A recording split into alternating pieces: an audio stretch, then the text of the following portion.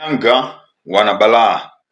Yanga wanatisha. Unakumbuka Simba wameshai kumkosa huyu mtu, naye si mwingine ni Zemanga Soze, lakini wakati huu Yanga wanaelekea kukamilisha dili lake pale Lubumbashi.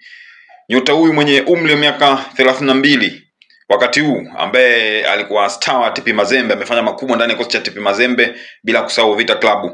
Yanga wanafanya naye mazungumzo ili aweze kuichezea timu hii ya wananchi msimu ujao kwenye mashindano mbalimbali, na maanisha kwenye mashindano ya ligi kuu ya NBC na kwenye michuano ile ya kimataifa. Kumbuka huyu ni mchezaji wa kwanza, ama ni mchezaji kikosi cha kwanza cha TP Mazembe. Msimu uliopita alicheza michezo 7 kunako michuano ya CAF Champions League akifunga bao moja. Huyu ni kiungo mshambuliaji mwenye uwezo mkubwa sana. Sasa taarifa kutoka Kongo, ama nilizo nazo mimi hapa, TP Mazembe wanaachana na nyota huyo mwisho wa msimu, ambaye amegoma kusaini mkataba mpya, na Yanga sasa wanaongoza ama wapo mezani.